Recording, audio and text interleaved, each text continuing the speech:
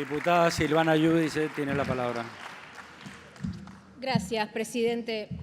En el mismo sentido, nosotros desde el Bloque PRO queremos plantearle a este Congreso que desde el momento en que el Poder Ejecutivo envió la Ley Bases, nosotros venimos trabajando para poder sancionar una ley que cambie el régimen de exclusión y pobreza al que el kirchnerismo nos ha impulsado durante todos estos años. Pero quiero decirles, porque se escuchó mucho sobre algunos fantasmas que se quieren instalar respecto al verdadero objetivo de esta ley. Mire, en diciembre, cuando discutíamos estos temas y llegó la primera redacción de la Ley Bases, el Gobierno pedía estas herramientas que fueron utilizadas por demás en los gobiernos de Néstor y Cristina Kirchner y que nunca se les han sido negadas.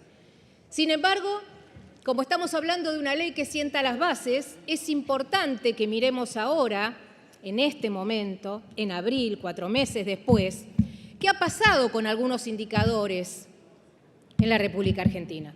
En primer lugar, no nos podemos olvidar que el gobierno de Alberto Fernández y su ministro, candidato, Sergio Massa, nos dejó una inflación corriendo al 7.600% anual, casi al borde de la hiperinflación, y que en estos 4 meses, el Ejecutivo, sin este instrumento que debemos darle desde el Congreso, ya logró una baja de la inflación a llegar al 11% en este mes y probablemente la inflación de un solo dígito el mes que viene.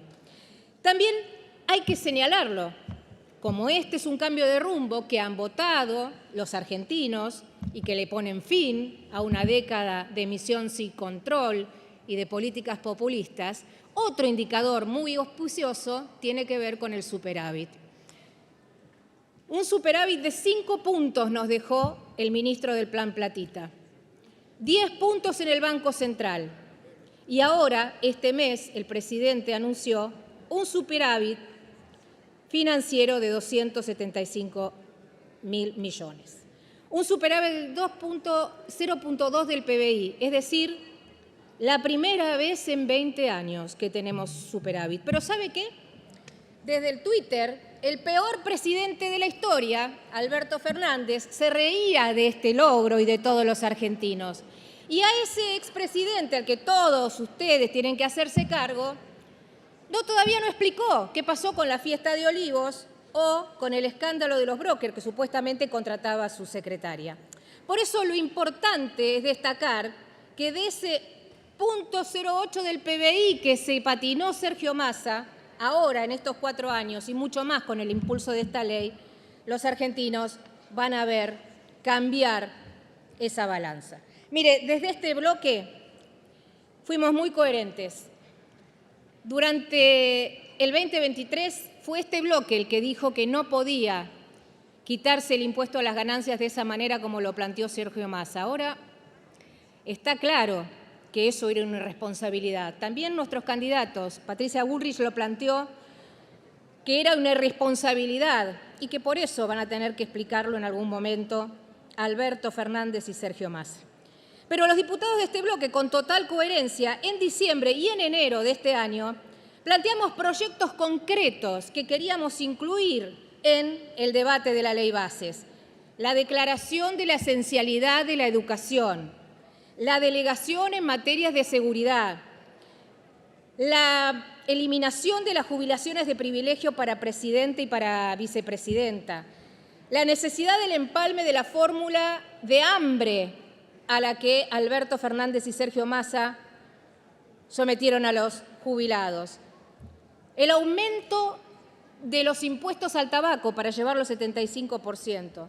Planteamos también la eliminación de la Defensoría del Público, que era la verdadera herramienta, instrumento para la censura ejercida en los últimos 20 años de gobierno kirchnerista, y también la disolución del registro de la propiedad automotor, aquellos registros de propiedad automotor que muchos tendrán que explicar porque tienen vinculaciones con muchos de los exfuncionarios y algunos dirigentes presentes. Entonces, con la coherencia que este bloque va a votar esta ley, queremos destacar que no fuimos nosotros, que no hay un club de amigos, como señalaba el diputado jefe de bloque del Frente de Todos. Aquí, para poder lograr la mejor ley, la posible, la que el mínimo común denominador de los consensos nos permitieron, se sacaron temas muy sentidos para este bloque, como por ejemplo el artículo 95 que impedía el bloqueo de empresas que ya en estos últimos años se llevaron puesta infinidad de distribuidoras, empresas lácteas como Lácteos Vidal o distribuidoras de alimentos del AMBA. También se tuvieron que sacar en esta búsqueda de consensos para lograr los votos de esta ley la declaración de esencialidad de la educación y la afiliación voluntaria a los sindicatos. Miren, esto realmente hay que destacarlo.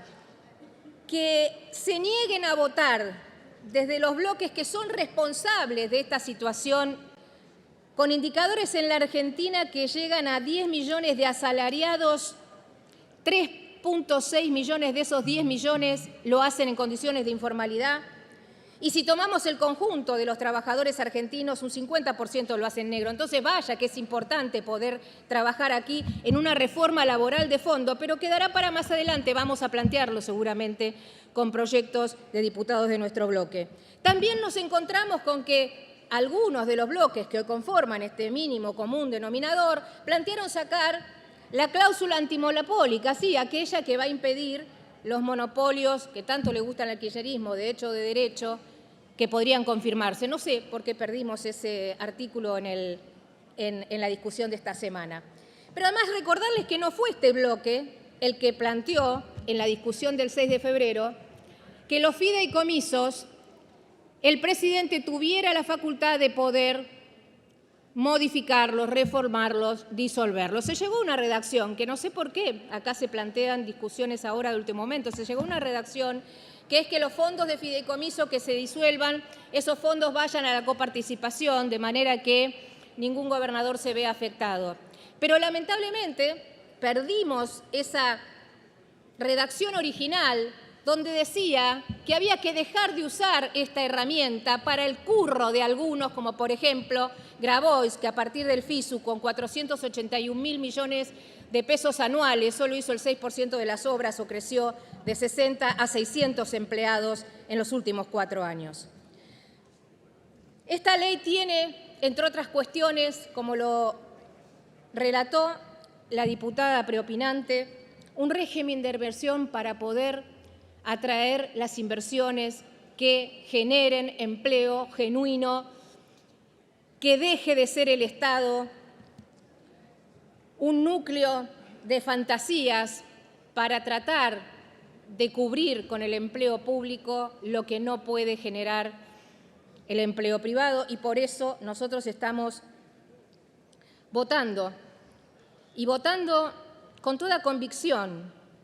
Acá no se trata de diferenciaciones o de conflicto de identidad. Hay una mayoría que le habló fuerte y claro a la dirigencia política. Tenemos el mandato del cambio, el mandato de la transformación profunda de la Argentina. Todos los que votaron al presidente Milei, que coincide con quienes votaron nuestra propuesta en cabeza de la candidata Patricia Bullrich. Y nos vamos a ocupar de presentar en cada uno de los debates en adelante la necesidad de tener normas para luchar contra el empleo informal, para generar una educación que satisfaga las necesidades. Muchos el otro día en una marcha, que tiene una causa noble y legítima, se subían a cuestionar la educación pública. ¿Saben qué? Son los mismos que en Santa Cruz del año 2016 al año 2020 terminaron con los chicos de secundaria solo con 407 días de clase. Esos que durante 20 años miraron para otro lado porque las escuelas les sirvieron para adoctrinar y no para lograr que los alumnos tuvieran educación de calidad y pudieran, al salir del secundario, tener comprensión de textos. Entonces, por todo lo que planteamos desde el bloque PRO, con absoluta convicción de que esta es la única manera de salir adelante luego de 20 años de recetas populistas, recetas que desde el kirchnerismo o desde algunos sectores del peronismo que disfrazándose de tal hasta aquí nos trajeron, nosotros vamos a votar. Y miren, vamos a votar de manera nominal, vamos a votar con la mano en alto, no acá abajito, porque estamos convencidos que así es como se cambia un país, con trabajo, con dedicación, con esfuerzo. Basta de ñoquis, basta de corrupción, de bolsos que revolean por las paredes. Gracias. Gracias, diputada.